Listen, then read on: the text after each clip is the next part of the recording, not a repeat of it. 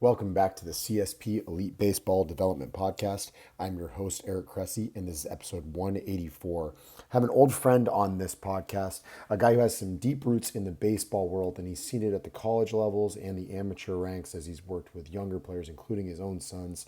And I think he has an awesome perspective on how coaching has trended over an extended period of time. He also shares some great wisdom on just finding value in unexpected places, both in the baseball world and in the business world he's in now. I think I really enjoyed this conversation because of how we reflected on how baseball development at the youth levels has really evolved over the course of time, and even talking about some strategies that I think can improve how we work with younger kids and their parents just to create better developmental situations and really grow the game as a whole. So I think this was an awesome episode, and hopefully you enjoy it as much as I did. This episode is brought to you by AG1, the most comprehensive NSF certified for sport daily nutritional supplement I've ever tried. With so many stressors in life, it can be difficult to maintain effective nutritional habits and give our bodies the nutrients they need to thrive. As a father of 3 young kids and a co-founder of multiple businesses in multiple states on top of still being an avid exerciser, I know that busy schedules can really take their toll on us. Whether it's poor sleep, exercise or life stressors, environmental factors, or simply not eating enough of the right foods, we can often wind up deficient nutritionally. This is where AG1 can really help. It's a game-changing nutritional insurance policy. They simplify the logistics of getting optimal nutrition on a daily basis by giving you just one thing with all the best things. That's why I use it daily, as do several of my family members, and we recommend it to a lot of our top athletes. One scoop of AG1 contains 75 vitamins, minerals, and whole food sourced ingredients that work together to fill the nutritional gaps in your diet to support energy, focus, digestion, and recovery. And this can all happen for less than $3 per day and without taking multiple products. While most nutritional supplements come to market and stay stagnant, AG1 continues to obsessively improve this one holistic formula based on the latest research, producing over 50 improvements in the last decade alone. They invest in the most absorbable and natural source of each ingredient and go above and beyond in third-party testing to ensure their customers continue to receive the highest quality and best tasting nutrition happen on the planet. Whether you're keto, paleo, vegan, dairy-free, or gluten-free, it'll work for you, and it contains less than 1 gram of sugar per serving. They put 75 ingredients through the rigorous NSF certification test to come up with a safe formula that's trusted by some of the world's top athletes, including many of our own at Cressey Sports Performance. Right now, AG1 is giving our listeners a special offer of 10 free travel packets with their first purchase. Just head to drinkag1.com/Cressey and claim this special offer. These travel packets are perfect for supporting your immune system, energy, and gut health while you're traveling for games, training, or simply on the go.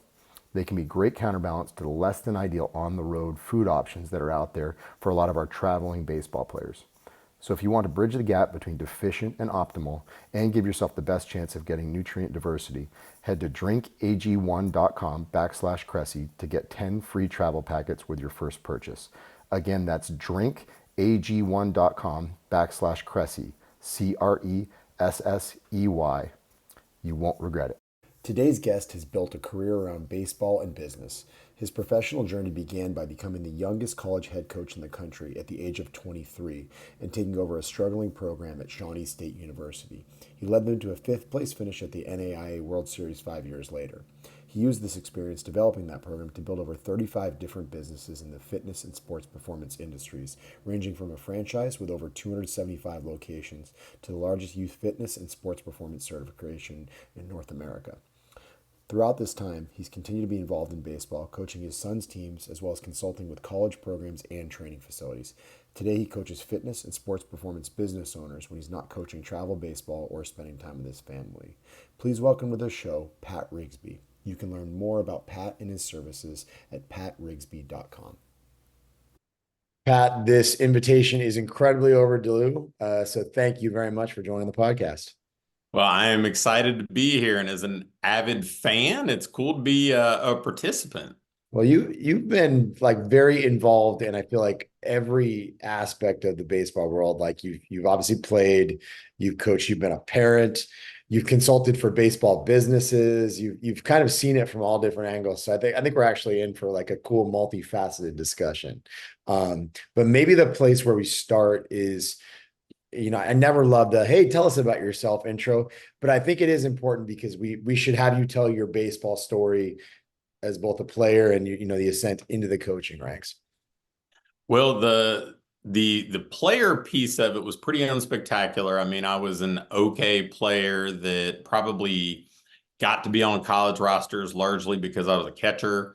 Had the opportunity to actually kind of shift gears and be a student assistant towards the end of my undergrad time. And it was, it was definitely the right move for me. I think that I saw the writing on the wall as far as where my ceiling was. Now, ironically enough, I got involved in the Frontier League first on the front office side, if you will, like assistant GM and then assistant coach, and then ended out playing in the Frontier League a little bit, which was a fun kind of capstone to my playing days. But again, was a pretty sound reminder that I was butting up against the ceiling of my playing aptitude. But yeah, it was something that I was always excited to be around. Obviously, I just really loved baseball. And so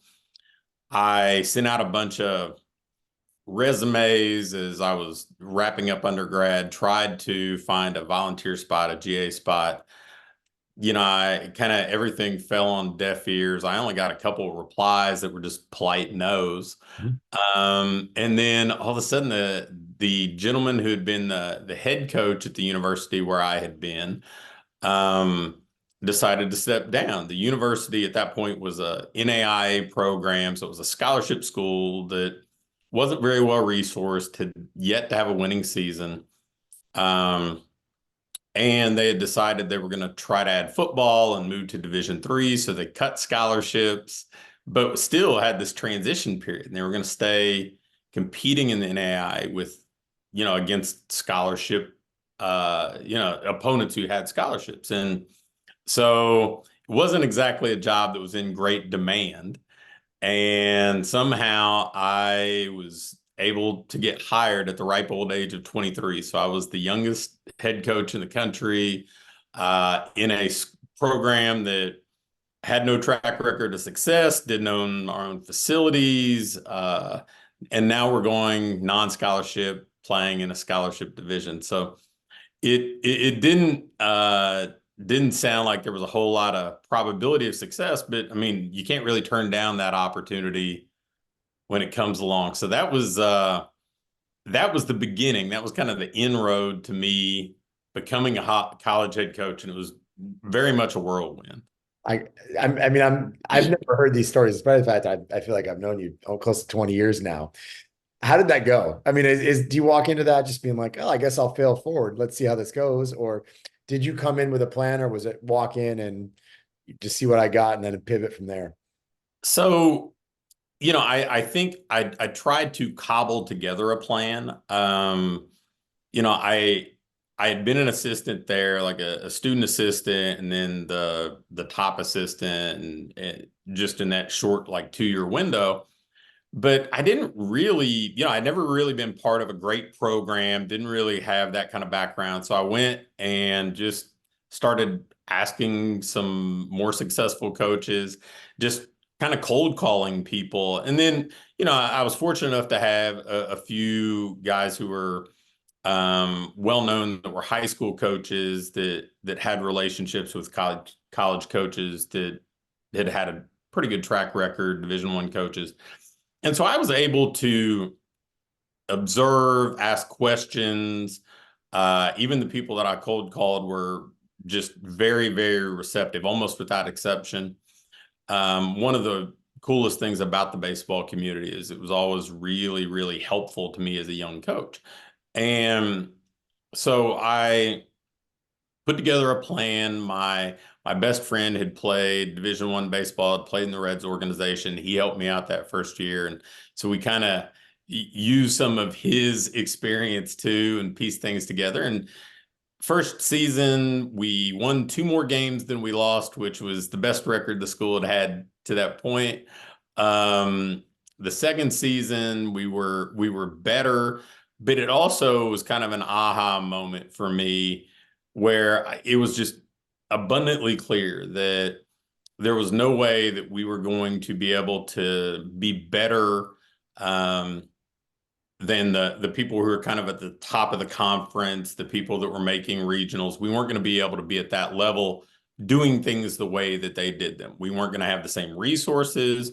We were in a market that wasn't going to be as attractive probably to athletes. I certainly didn't have the same level of experience those guys had. So I kind of did a pivot and said, you know what, I'm just going to blow it up and I'm going to do things differently. And if it works, it works. And if it doesn't, I'm going to at least say that I wasn't trying to be an imitation of somebody else. I was going to try to be the best version of me, I guess.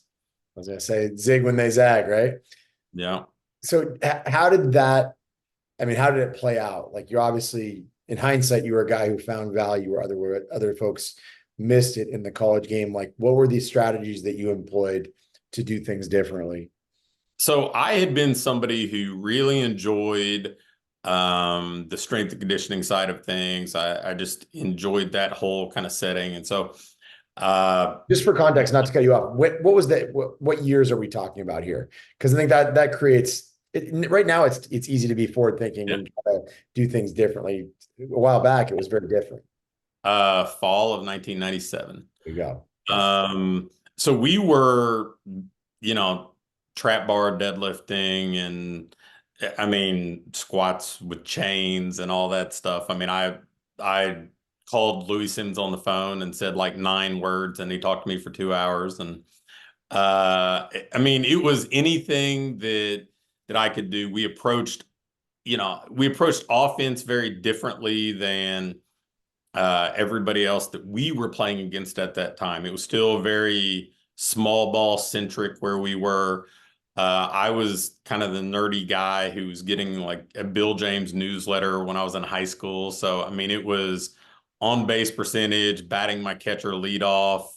I mean, whatever we could do. And then because we didn't have scholarships, um, I wasn't going to be able to go get 6'4" pitchers who threw hard.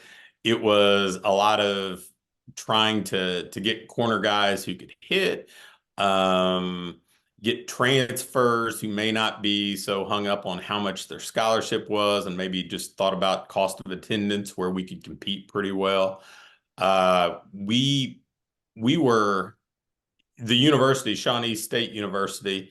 Um, it really kind of catered to first generation college students. And so I really went hard after, like a lot of people talk about, hey, I want blue collar guys. I mean, we had a lot of really blue collar guys. And so just went and tried to find players that may not have been valued the same way at the other places we were competing against. Got a lot of guys who may have been bounce backs that went to somewhere bigger and came back and played for us. And then because I was young and single, and I mean, I was pretty relentless with recruiting. I mean, I would be on the phone constantly, and that, a lot of things that I think are very commonplace today. I was just kind of, to be fair, throwing some stuff against the wall, and some of it stuck. And the next year we were, I think, 35-11, and we were nationally ranked and led the country in hitting and like second home runs per game. And so now you've got something to sell, right? Like you can snowball with that. And it just kept climbing from there. My fifth year was the first year they actually had kind of thrown in the towel on the idea of going Division III. So they gave us 1.7 scholarships. There you go. And we finished $20 for everybody. yeah, basically that was about it. And so we finished fifth at the World Series that year. And we had made like 3 regionals in a row now. And so we were, I thought, pretty good considering the resources that we had available. And it was still pre-Twitter and a lot of that. So still a lot of the things that we were at the time maybe a little bit more progressive with were not commonplace. And so they still provided something of a competitive advantage. I think the thing that folks from afar might not appreciate is like, so this is 1997. Like CSP was founded in 2007, in part because we thought that baseball athletes were very underserved with strength and conditioning. And then taking it a step further, we also had a situation where basically like Moneyball was 2003, 2004, where that's when that movie came out. And you effectively were doing it, I mean, pre-Moneyball, effectively 6 years in advance. So, and this is all happening at a small school. Like, I'm curious, like you talk about being a nerd and things like that. Was there something about your own background that drew you to finding these progressive things? Like, do you think there's a lesson there for young coaches to like turn over every rock in their development, or is it just something that kind of found you because of the circles you rolled in? It definitely wasn't the circles I was in. I think it was because I was fortunate enough to be around some pretty good baseball players and would look to find ways to close the gap. Yeah. And so, I think I've always been relatively resourceful, and so and had no problem cold calling people or reaching out to people or asking questions. Um, and I think that for me has always been um, just just kind of a default setting. If there's a problem, I think I am just a solution seeker, and I'm just going to keep turning over stones until I find something. And fortunately, that stuff worked, and we had a lot of guys that bought in, and it just created a really, really good culture where um, I don't know that that's easy to do as a really young coach to create that and manage that with people that much younger. But I think that we just had players who liked it, they bought into it, and they kind of kept the guardrails there, and everybody who came into it really bought in. I mean, you scouting and player development have to work together. I think traditionally in baseball, they've been very separate entities. And like, you obviously recruited guys that you knew you could develop. You weren't going and like bringing kids that didn't believe in lifting heavy things or, weren't willing to try new stuff. You had to find growth mindset kids. Yeah, and if I look back, the year after we went to the World Series was probably the first time that we were a little bit of a destination, and it wasn't kind of turning over rocks and finding the unrecruited guys. And we were getting a few kids who um, were turning down like mid-major programs that maybe weren't that strong to come to play for us. And a few of them it just wasn't a fit, right? Because they were used to uh being recruited. They were used to getting some attention, and we had typically done best with people who had a little bit of a chip on their shoulder.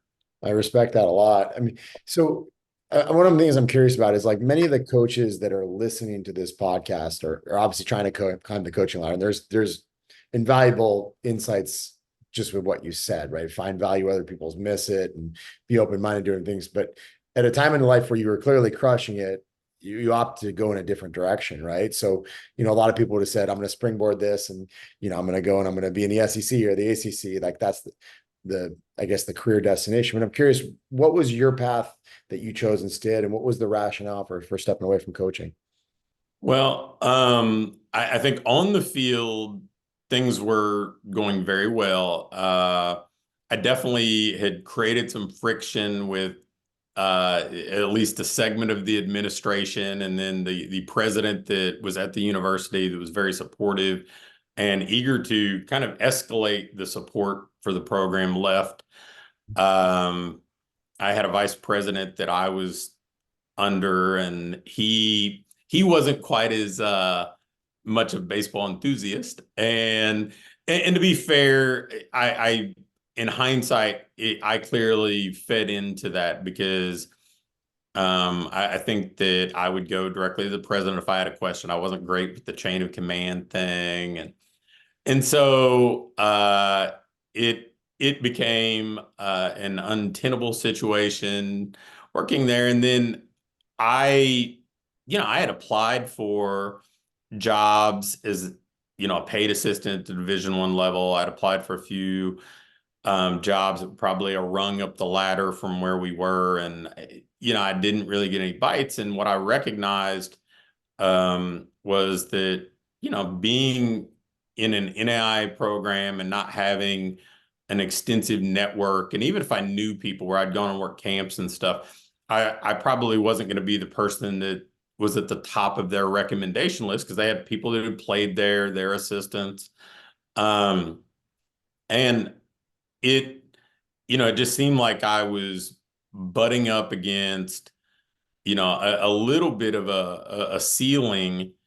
And I don't know that at the time, because we had done well enough, I don't know that I was humble enough to say, hey, I'm going to start back down at the bottom and be a volunteer somewhere, because I got a couple really good volunteer opportunities and I just wasn't eager to do it. And I think in truth, it was humility, right? Like I needed to say, look, I need to go be an apprentice. I need to go do this. And maybe because of the track record I have, I can ascend a little faster, but still, this is part of the deal. So, so I knew I wanted to control my own destiny more. I knew I wanted to, um, if I was going to continue to coach, be in an environment where the resources weren't a deterrent, where we at least were, top half the conference where we were going to be. And ironically enough, I didn't really get offered what I considered good jobs till after I had owned a business. Yeah. Um, so I think, the thing that I would tell any young coach now is, be okay with, stepping back and having humility and paying your dues and connecting, because I mean, I think that you may in the moment see it as like a step backwards, but I mean, it opens so many doors going forward. And, uh, I think that sometimes that's hard for people. I know it was hard for me as somebody who had had a little bit of success. But if I wanted to continue coaching, it was clearly the right path. Um, and I don't know that I was ready to do that at the time. And that probably was a bottleneck, but it also led me to something that I think has worked out Yeah. much better, because I did want to control, my own destiny. Or maybe the way that I thought of it was like, hey, if we're better, the opportunities are better, the resources are better. And so, I think it's worked well, but that's definitely the advice I'd give somebody. Absolutely. I'm curious, like, maybe the best play for like continuing towards the latter half of the interview is like talk about what that meant. Like you went off, you started your own business, obviously made you more appealing in a different way to other opportunities. But what was the initial transition and how has it led to where you're at today? So, I went and actually ran a baseball facility, more of a skill development. We added in a strength and conditioning piece, ran camps, lessons, and that was kind of my foray into the business world. I was like, well, I don't really want to go back and get a doctorate or something like that, or start over and get an MBA. I'm like, so I'm just going to get some practical experience. And, I did that for a little bit, worked in a personal training business briefly. I'd kind of set a deadline in my own, in my own mind, or self-imposed deadline of saying, okay, I'm going to own a business by, I had said, by the end of 2004. And I finished coaching in 2002. So pretty short window, but, I got an opportunity to start a personal training business in conjunction with a health club. I had to move to a town, kind of sight unseen. I'd never been there before. Didn't know anybody.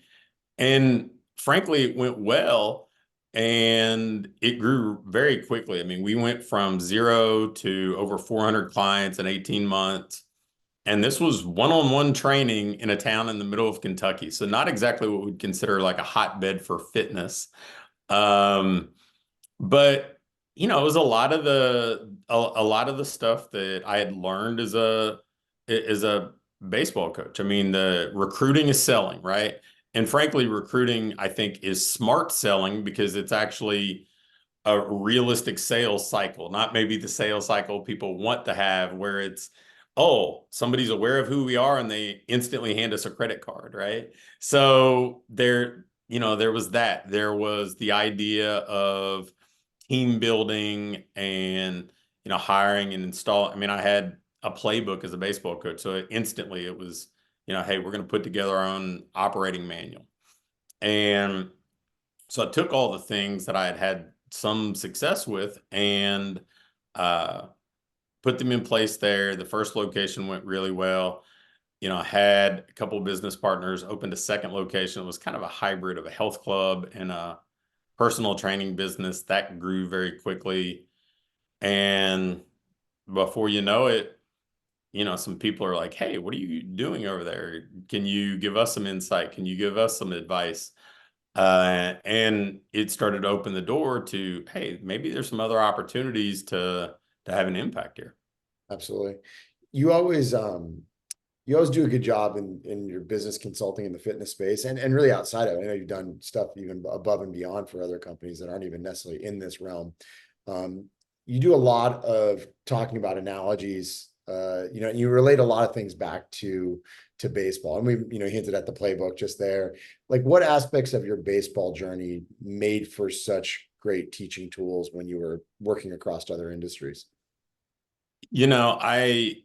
I know I mentioned this just in passing before we started recording, but it's like there's never a day in my business life that I don't draw from something from my coaching career, from even time as a player, whether it's being adaptable and problem solving or appreciating the relationship side of things and seeing people as more than transactional.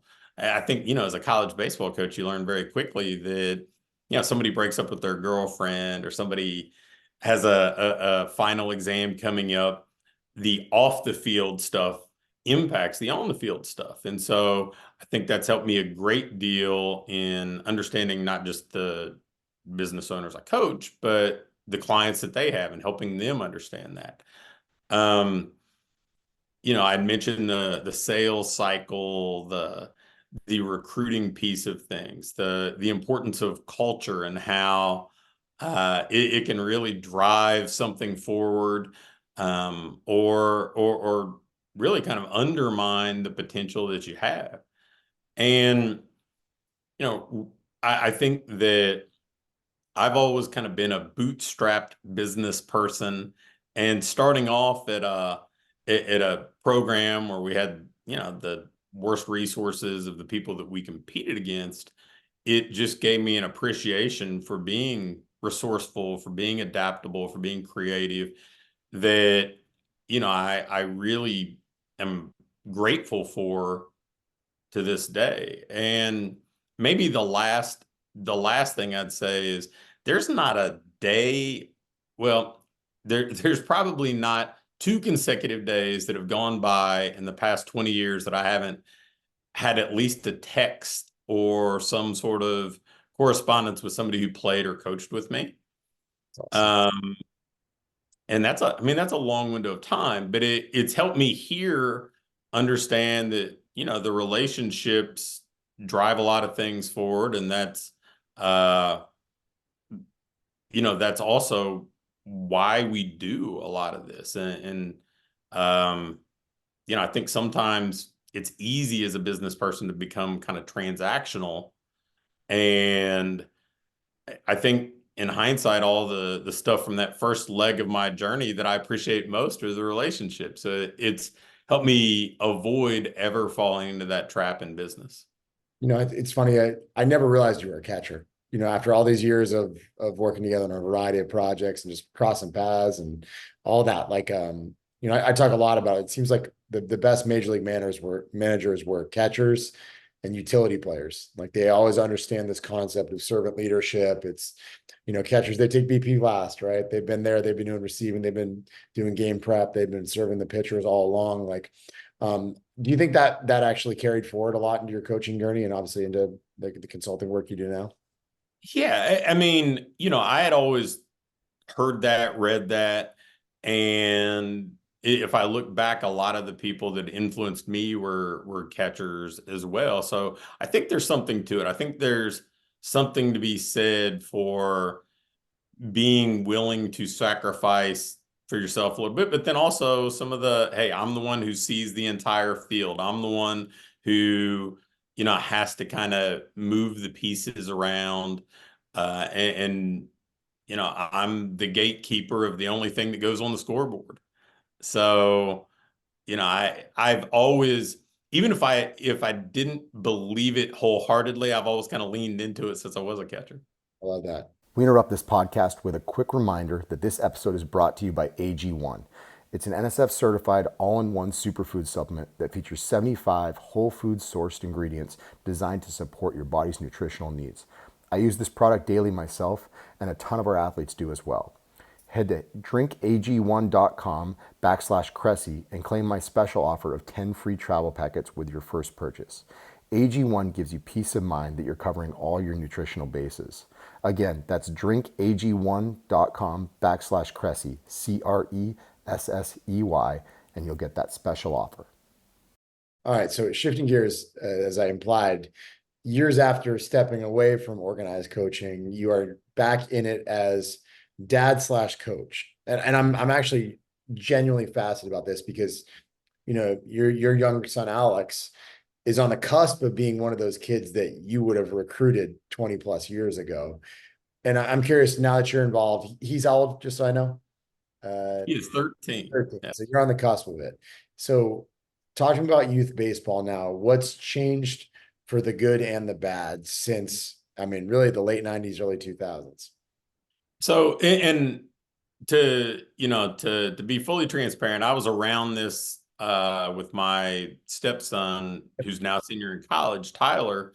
So I'm not, it's not just been something that blindsided me, but it's definitely accelerated a lot, right? I would say that, sometimes it gets a little bit of a bad rap where people almost act like everything's bad, but I mean, it's not. I mean, I think that people have access to more good coaching and insight and information than they ever had. I mean, frankly, a lot of the things that I think were advantages for me as a coach wouldn't be advantages anymore because, it's like you're one tweet away from, great insight. I mean, you share more great information for free through YouTube videos or podcasts than a guy like me would have ever been able to access paid or any other way during my coaching time. So the way that so much good information, so much good coaching is readily available to people, I think is pretty awesome. I think that the ability for people to be seen, to be connected. I mean, I know people who've gotten scholarships. I even know one guy that got signed by just posting a video on Twitter. So I mean, that's stuff that I don't take for granted. I think it's great that there's some of that. I think the things that I may not be so fond of are the fact that it feels very short-sighted. I know some of our early collaborative work was in the world of long-term athletic development. And I don't think there's a lot of that really gets to the forefront in youth baseball, youth sports. And, and all the incentives for the adults are in being short-sighted. I mean, running tournaments every weekend, everything's the World Series, everything's the state championship. Right? And, and, so people want to win immediately. They want some sort of immediate gratification. I mean, their rankings for 7U teams and all that silliness. And so I think that not understanding that, yeah, there are milestones along the way. I mean, I truly believe that, I mean, if you want people to stick, they have to have some success, right? Like people don't continue to do things indefinitely that make them miserable. But the whole goal, I think, of 10U travel baseball should be to help develop a kid and to create a positive enough experience they want to play at 11U. Yep. And I think that, yeah, I mean, having some success plays into it, because if you go 0-35, you're probably not having fun and don't want to come back. But yeah, I think that there's just that kind of short-sighted nature. And I think that because it's become so well monetized, there's no real turning back from it very easily. But yeah, I mean, that's probably my opinion in a nutshell. I think it's spot on. And I worry too. I think we've kind of seen in the like the NFL side of things with like the concussion stuff and parents pulling back on participation just out of fears for that. Like I do worry if we actually get to the point where there is a level of correction purely from a sports medicine standpoint when we're seeing 12-year-olds having Tommy John. That should not happen. Like sports medicine is not able to keep up with how quickly injuries are pacing. So I do worry that as the game becomes increasingly monetized, do we actually have a little bit of like a sports medicine crisis that reduces participation? Because I think we do know that like Little League kids don't stick around well. It's a slower moving sport, right? They can go play lacrosse, they can go play another sport that just doesn't have off switches. And so I think baseball leaves itself a little bit vulnerable. And that's why I love some of the rule changes, honestly, keeping people more engaged in the game, more action and all that stuff. Maybe a little bit of like a pivot is, you obviously found value in unexpected places as a coach back then. Now coaching, younger kids, are you going against the grain in different ways? Like we talked about something in terms of like roster management and all that. Like that, I thought was a fascinating thing that we spoke probably a couple of weeks ago about. So, I think so. I think that my feelings towards the way that we've done things are that, I want people to have a very positive experience now, but I want them to be on the trajectory to be successful in high school. I think that my job is to kind of be the steward of their baseball journey from, we've had the same team at 12U that we'll have at 13U, which I have found that that's very rare, apparently, because, everybody wants to aggregate the biggest, the strongest, whatever. And we just kept the same roster. And the idea was, hey, let's develop these guys and prepare them to hand them off to whatever's coming next in high school, and hopefully set them up so that they make a good first impression whenever they're at a high school tryout or they're doing things what I would, I would loosely define as the right way when they get there. But I know that I spend more time, and so I guess collectively we spend more time talking about being a great teammate. I think that a lot of the work has become very individualized, right? I mean, I had kids even back when my now 22-year-old was 13, 14. I had parents saying, well, should he go to his lesson or should he come to practice? And I said, well, we're practicing the stuff we're going to do in like the game, right? But so we spend a lot of time being a great teammate, because I think that that has a lot of carryover to life, right? I mean, baseball, I think, is a very unique sport in that it's this wonderful blend of, having to be a great teammate, but you're not the only like it's about you, but it's not only. I mean, there are going to be instances as a batter, as a pitcher, when the ball's hit to you, where the spotlight's on you and you've got to play your part. But it isn't like football or basketball where we can kind of force more of the burden of scoring on you or something like that. And so I think that reminding them, hey, your job's to play your role whenever you're not at the plate, whenever you're, in the dugout and not on the field on defense. We try to play everybody at least three different positions because I think that being versatile makes you more valuable pretty much anywhere, baseball or not.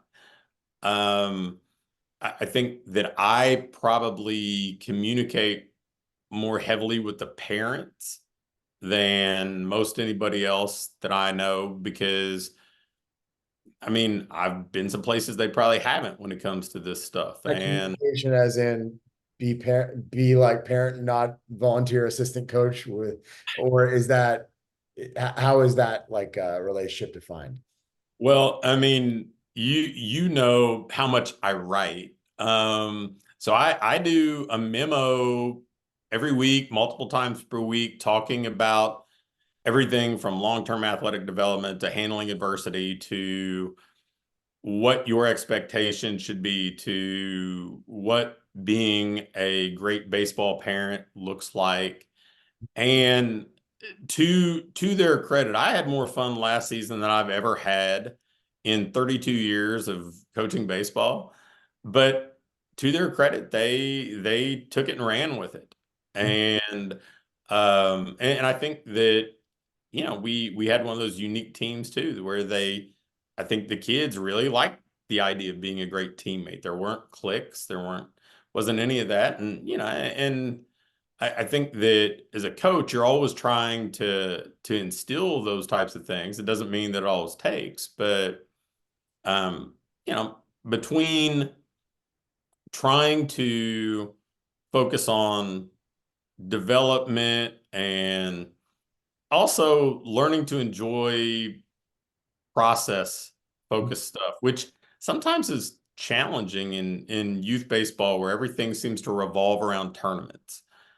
Um, Understanding that the older you get, the higher percentage of your time is going to be you know, spent outside of actual games if you want to be successful. So trying to get them to really enjoy that, appreciate that.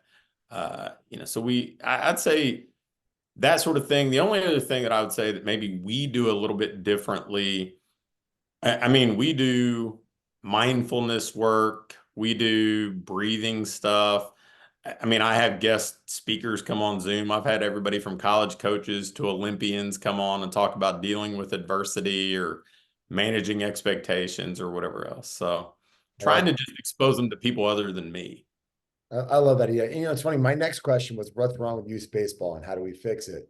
And I feel like you kind of answered it on the front end, but you led me to maybe a better way of asking that question is, do you think the avenue to fixing it is via the parents? Because ultimately, like the problem is the monetization, right? And the increased competing demands for a kid's attention. At the end of the day, the parents are the ones that define where the money goes, where the kid travels, all that stuff. And like I think you just outlined a very cool developmental plan of like it's a curriculum for parents, right? It's a curriculum for kids, but just as importantly, they have to agree to it. You know what I mean? Because if you give this kid an amazing message and you talk about the long-term path, but then he boots a ground ball and then mom and dad yell at him in the car on the ride home, it defeats the entire purpose of what you're trying to achieve. So like, do you think that that's actually an avenue? Like, do we need to do better parent education across the board in the industry as a way to basically say, like, just don't write the checks, like when this isn't the right fit? That, 100% first. And I would say that I went into this fully understanding that they don't know what they don't know. It's not their fault.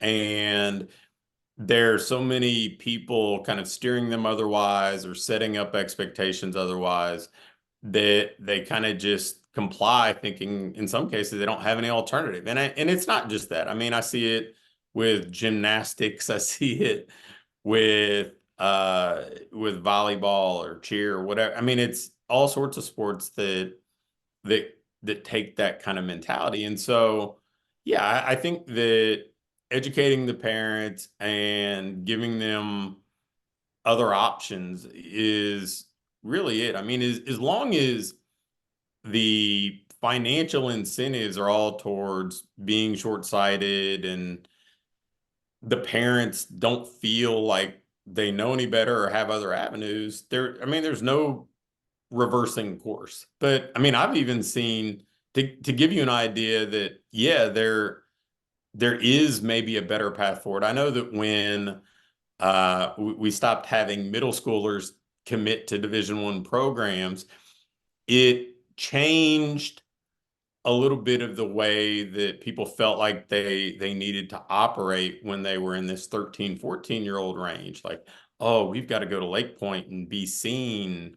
I'm like, man, these kids have never even stepped foot in a high school, let alone, decide where they're going to college. And so there are ways that we can enact some change. And I don't know that that necessarily means that, oh, we're going back to rec leagues and sandlot baseball, because I mean, things evolve, right? Like things always are going to continue to evolve, but we can definitely create a scenario where, the coaches at my level now are focused on handing off a more well-prepared kid to a high school coach, and high school coach is handing off a more well-prepared kid to a college coach.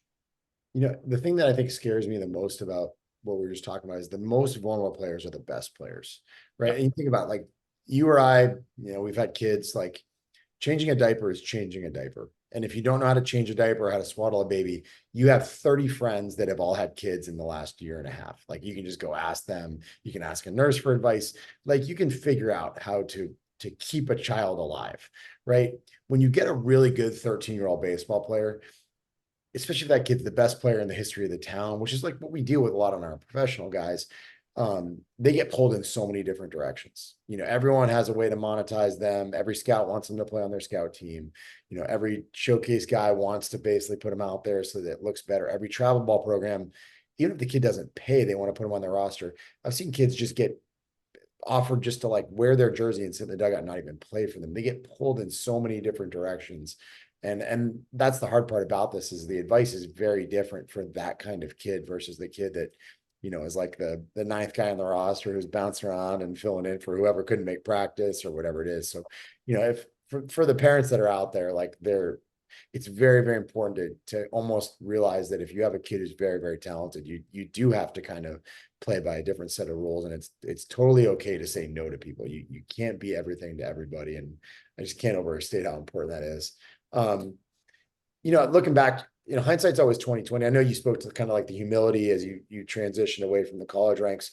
What are some things that maybe you would have done differently along your coaching path that in hindsight, makes sense to you now? Well, from a coaching standpoint, I think that being okay with maybe taking a step back and saying, okay, I'm happy to be a volunteer, and learn, because there's so much to learn that I don't know now, let alone then. I think that would have been the first thing. I think when I got into the business world, um, maybe pursuing doing more work in baseball, because clearly I love doing the work that I've done. And you had mentioned it, I've had the good fortune to, I've consulted with people like Dallas Baptist. I've had some really good people in the private sector side lean on me for some consulting or coaching, but it's kind of always been almost by referral or something like that, and I've never really pursued it. Just maybe when I got into this, it wasn't really a full-blown industry the way that it is now, and so I built up a bit of a marketing audience in the fitness side of things. So I think that as baseball started to the private sector side started to mature, maybe doing more with that to create more opportunities there. But I think that otherwise, yeah, I mean, you can always look at different things that may not have gone the way you wanted or whatever else. But I mean, I'm pretty happy with where I've ended up now, and it's all part of the path, right? It worked out very well. All right. So all this has been fantastic. We always rock a lightning round at the end. I'm sure you're familiar with this. I know you are a voracious reader. Not that an amazing content creator. Anybody listening to this needs to sign up for your newsletter because the lessons aren't just business, right? They're very life oriented as well. But what's a must read book for any athlete, regardless of age? Grit. Good one. Bonus points for one that has lesson beyond the baseball field was what I'm going to say, and it absolutely does. So definitely a solid choice. What advice would you give to a college senior who's going through their last season of baseball? In other words, what lessons can he learn in these final months that will carry to the rest of his career, whether it's in baseball or any other industry? There are a couple that come to mind. First is enjoy the moment, because if I look back, one other thing that I'd probably fix that I didn't do well is I didn't really appreciate my time coaching college baseball. It was very much winning was a relief, and learning was, and losing was just a big stressor, right? And I would say enjoy the moment, enjoy practices, enjoy teammates, enjoy soaking up stuff from coaches, observe how they coach you, take lessons, because it, like, you are in a classroom. So you have all these opportunities to continue to learn. A lot of times, you'll see people towards the end of their journey start to tune some of that out a little bit and other than focusing on playing the games and their own performance. So really, appreciate that. Be where your feet are. Don't continually kind of look down the line and say, well, hey, is pro ball going to be an option for me or whatever else? Be present. But then the next thing I would say is just build relationships like crazy. If I look back in my journey, everything's been about relationships. Everything. Every door that's been opened, um, the reason I still am doing what I'm doing. I have some clients I've had since like 2006, and it's all just being a relationship person. So yeah, I would say those are the things that really stand out to me. I love that. The relationship stuff is huge. And I feel like you're a guy who's just delivered value to a lot of different people without ever asking anything in return. I'm sure more kind of times than not, it winds up being a relationship that works for you business wise in the back end, but there's never an expectation that it takes place like that. As a dad slash coach, when you and Alex are watching baseball, who are the guys that you want him to watch and why? Who do you encourage him to observe? So my whole household are big Joey Votto fans. So it's kind of sad coming to the end of the line here. We're kind of coming up on it with him, but just everything from his approach to just the way that he's so consistent with everything. I think that was one. Alex is a left-handed pitcher, among other things. So he's always kind of gravitated to Clayton Kershaw, and some of those same characteristics there, I think. And then I'll give you another one that's completely, I'm sure nobody else has ever given this type of answer before, is Billy Hamilton. So we were on the field at a Reds game, actually to meet up with Joey Votto, and Billy just took Alex under his wing and played catch with him, gave him his bat, gave him everything else. And so I think he played a lot, like paid a lot of attention to Billy Hamilton from that point forward. And it was like, look, this is how you treat people. If you want people to be a fan, to be an advocate for you, treat people like that. And I don't care if it's business or not, they're going to root for you from this day forward. That's very cool. That three really good choices. Votto just has a joy to the game, kind of like a true Renaissance man. It looks like he's just always ecstatic to be there. Doesn't take playing in the big leagues for granted. I always have enjoyed that about him. Maybe last but not least, what's next for Pat Rigsby, both with baseball and then off the field as well? So with baseball, I will continue to coach. this year, and then, through I had kind of I'd done this with my older one, Tyler, coached up until high school.